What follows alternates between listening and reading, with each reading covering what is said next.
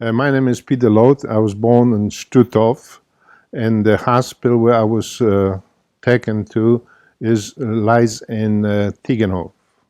That place was the first concentration camp that was open in the Baltic Sea.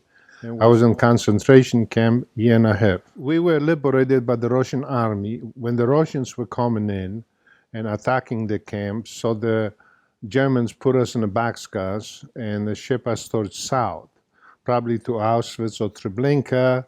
We have no clue, but we were liberated by the Polish partisan and Russian army near a place called Torah, Poland. After the rescue, I was not living with my mother, but my mother gave me to a Polish lady who was in a train station that time, and she took me. She became my second mother, and she tried to raise me the best way she know how. And then there was a knock on the door one day. The Russians came and asked for papers. Mine was German, Jew paper. Her was Polish, and they took me away from her. And then that's how I ended up with her. But constantly, I wound up in orphanages, also in places that I didn't know I was going. I was living in Poland approximately about 14 and a half to 15 years of age. I got reunited with my mother when I was 16 years of age in Germany. My mother was not practicing Jew. My Polish matka, who tried to help me, she was a Catholic woman, but she never forced me to be either way. My religion journey to come to the United States was none, because I didn't know much about it. I never got involved in any religion in Poland and in Germany as well. Only time when I came to the United States, I met Ike Skelton, and he's the one who helped me to, give me opportunity in America. And so I went with him to church. But then even he didn't force me. Then he took me to another family, and they were different religion. So I was just totally confused. I did not want to know any religion.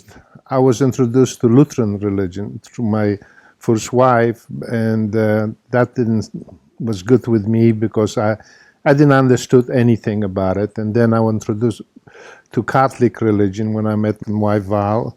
And what happened was we went over to Charismatic Church, and they taught me, and they thought I was the best evangelist. So I was evangelizing on the streets, but still there was something missing in me. What I was searching in my life, it was something more important than just Catholics or Lutherans or Protestant. It was something hungered. I have to find out who I was, who I am.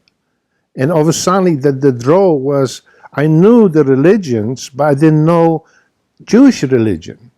And I have to finding out more and more who I was, but still there was a big gap in my life. And through my life, when I was searching and investigating, I knew that I was a Jew. I knew that I was born in a death camp. I knew that all of my family who would perish were Jewish. So I have to find out more and go back to Judaism. But it was hard for me because I was a minister and I was teaching Christianity and all of that, but still the hunger was different. So I started slipping out, and I went over to Yeshua, to Jesus, and I was teaching that way. And that's where I realized I need to go back all the way 100% return to Judaism. That's why I was studying under Tovi Singer, Tovi Singer, and also the other rabbis. After researching for about 20 years and finding out the truth through history, through all those things, through archaeology, and all those things just did not fit. And I finally have to return to Judaism because answer all of my questions.